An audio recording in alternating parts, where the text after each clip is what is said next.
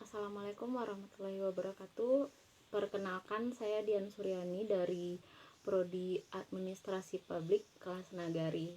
Maaf sebelumnya karena saya terlambat mengirimkan UAS saya, Pak.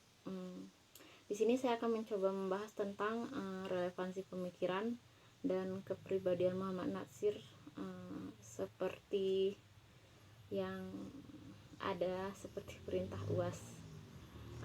Adapun relevansi pemikiran dan kepribadian Muhammad Natsir menurut saya dapat dilihat dari dua bidang. Pertama, di bidang pendidikan, yaitu keteladanan yang beliau contohkan tidak terlepas dari peran pendidikan. Jiwa negarawan beliau muncul setelah berinteraksi dengan lembaga pendidikan, seperti saat beliau mendirikan Pendis itu di Bandung, kalau tidak salah waktu beliau masih sekolah di AMS Bandung. Yang ini tidak terlepas dari latar belakangnya sebagai pejuang sekaligus cendekiawan Islam.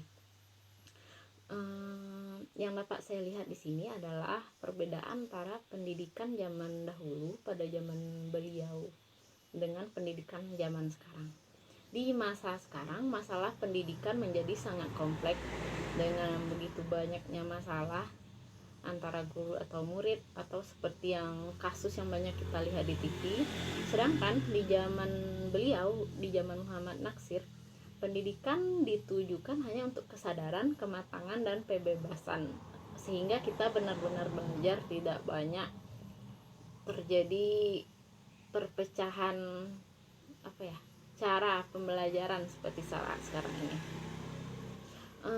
Zaman sekarang juga pendidikan terkesan lebih mahal serta mengutamakan kuantitas. Itu yang saya sebutkan sebelumnya. Di zaman beliau memang benar-benar hanya khusus untuk pendidikan. Sedangkan relevansi yang kedua menurut saya adalah di bidang politik. Keteladanan beliau dalam bidang politik dari sumber yang saya baca bisa dilihat dari 3 hal. Pertama, keteladanan dalam segi niat dalam politik. Beliau berpolitik dengan merupakan sebuah ibadah kepada Allah Subhanahu wa Ta'ala, dan juga beliau mengatakan bahwa ketika berpolitik bukan untuk menang dan kalah, tetapi sebagai wujud amal saleh untuk mengurusi masyarakat. Keteladanan yang kedua yaitu mengenai hubungan agama dengan negara. Pada tahun 1940 beliau dan Soekarno mengalami sebuah polemik yang tercantum dalam sebuah majalah Panji Islam. Hal tersebut muncul karena Bung Karno merasa terkesima dengan sistem sekularisme yang ada di Turki. Sedangkan Muhammad Natsir, beliau sangat menolak sistem perpolitikan sekularisme. Baginya nilai agama Islam adalah sebagai pemandu dalam kehidupan bernegara yang tidak dapat dipisahkan. Negara bukan alat bukan tujuan. Selama bisa menyampaikan tujuan, maka sistem negara apapun boleh dipakai. Kemudian yang ditekankan dalam Muhammad Natsir adalah Islam dan nasionalisme tidak perlu dipertentangkan karena manusia adalah makhluk yang mempunyai fitrah berbangsa dan berbudaya. Kemudian relevansi yang ketiga tentang keteladanan politik beliau adalah dari segi sikap dan tindakan politik, yaitu anti komunis dan otoritarisme.